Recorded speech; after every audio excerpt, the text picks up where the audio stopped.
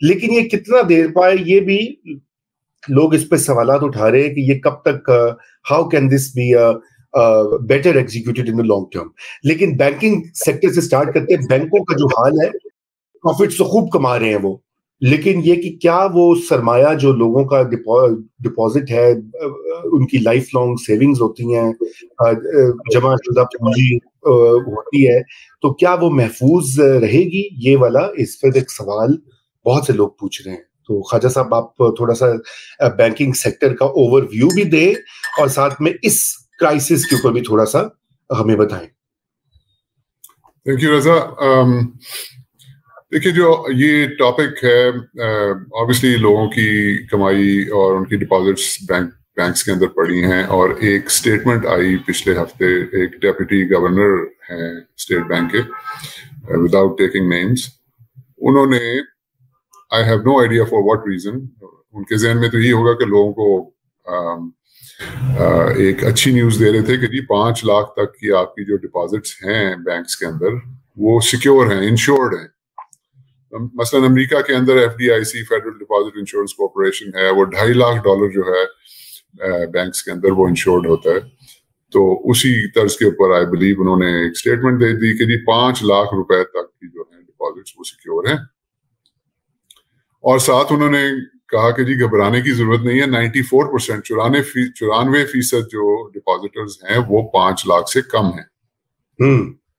تو اپنی طرف سے آئی گیس انہوں نے فار وٹ ایور ریزن یہ اسٹیٹمنٹ دے کے سب کو کمفرٹ کرنے کی ضرورت کی کہ جی صرف 6% وہ لوگ ہیں جو ایکسپوزڈ ہیں, باقی جو ہیں.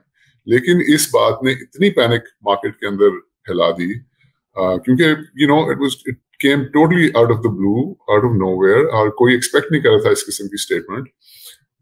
However, جب یہ اسٹیٹمنٹ آئی تو مارکیٹس جو تھی وہ بڑی جٹری ہو گئی, کیونکہ پچھلے تقریباً 1 سال سے مارکیٹس کے اندر یہ ایک رومر چل رہی ہے, اور which is also ایک دو ہمارے اکنامک تھنک ٹینکس ہیں پاکستان کے, انہوں نے بھی اس کے اوپر زور دیا ہے کہ ڈومیسٹک ڈیٹ ریسٹرکچرنگ.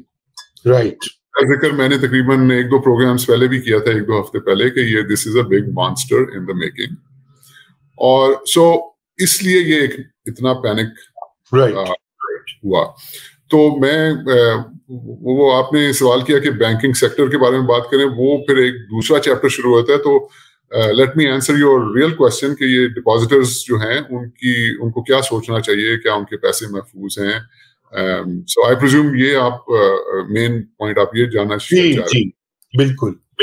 تو سو یہ اس طرح سے یہ بات شروع ہوئی, اور پینک اس لیے پھیلی کیونکہ یہ کافی دیر سے یہ مدعا جو ہے مارکیٹس میں فلوٹ کر رہا ہے, رومر چل رہی ہیں کہ جی domestic debt restructuring. So let me address what is meant by domestic debt restructuring.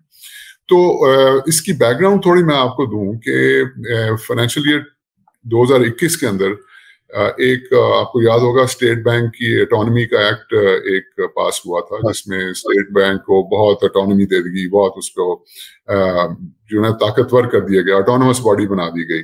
Government کا رول اس کے اندر جو ہے وہ تقریباً ختم کر دیا گیا.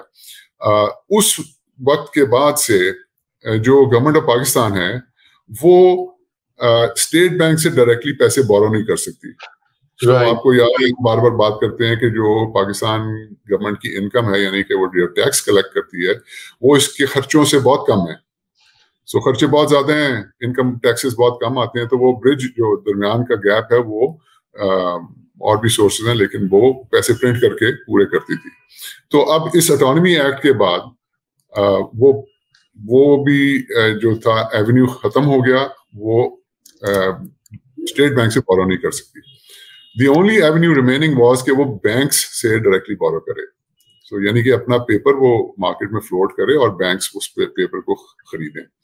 تو سنس دین, اس سے پہلے بھی کرتے تھے, لیکن سنس دا پاسٹ 2-3 ایئرس جب سے یہ اٹانومی ایکٹ آیا ہے, تو ان کی پرائم جو ہے بورنگ گورنمنٹ آف پاکستان کی, وہ ڈومیسٹک بینکس کے تھرو ہے.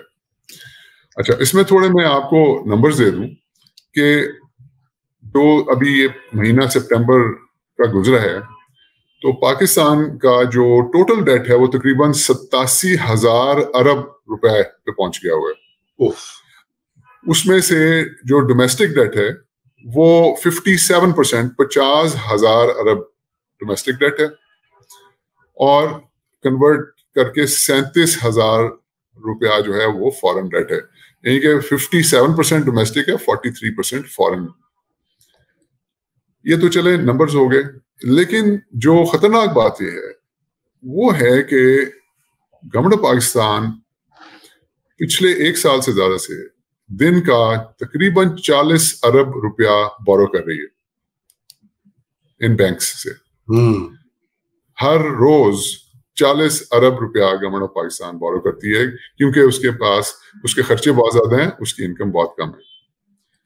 اس کا مطلب یہ ہوا اگر اس رفتار سے یہ بورو کرتے رہے تو 1 سال کے اندر 15 ٹریلین 15,000 ارب روپیہ یہ بورو کریں گے.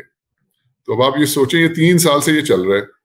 اس کا ریزلٹ یہ ہوا ہے کہ اس وقت جو گورنمنٹ آف پاکستان کی جو ڈیٹ ہے جو بینکوں نے اٹھائی ہوئی ہے, وہ بینکوں کی جو ڈپازٹس ہیں اس کا 85% جو ہے وہ گورنمنٹ آف پاکستان کا ڈیٹ ہے. بینکوں کا ایکسپوژر گورنمنٹ کے اوپر 85% ہے. رائٹ. اب اس کو ذرا میچ کریں کہ آئی ایم ایف نے ریسنٹلی 2-3 کنٹریز جو کہ ہماری طرح کی پرابلمس میں تھیں ان کا ڈیٹ ریسٹرکچر کیا. ان میں گھانا ہے, ان میں زیمبیا ہے, اس میں سری لنکا ہے. جب وہ ان کا ڈیٹ ریسٹرکچر کرنے گئے تو انہوں نے کہا کہ بھائی آپ ہمیں کہہ رہے ہیں فارن ڈیٹ کو ریسٹرکچر کریں, لیکن آپ کا فسکل جو یعنی کہ آپ کے ٹیکس ریونیوز جو ہیں وہ تو سارے آپ کے ڈومیسٹک ڈیٹ کے انٹرسٹ میں چلے جاتے ہیں. صحیح. تو آپ پہلے اس کو تو اپنے ڈیٹ کو تو ریسٹرکچر کریں نا, ہمیں کیوں کہہ رہے ہیں ریسٹرکچر کرنے کا, اپنے کو بھی کریں. تو یہ جو 1 سال پہلے یہ رومر شروع ہوئی تھی وہ اس وجہ سے شروع ہوئی کہ جی یہ جن کنٹریز کو آپ یہ ریسٹرکچرنگ کا کہہ رہے ہیں ان کو یہ بھی کہہ رہے ہیں آئی ایم ایف والے کہ جی آپ اپنا ڈومیسٹک ڈیٹ ریسٹرکچر کریں.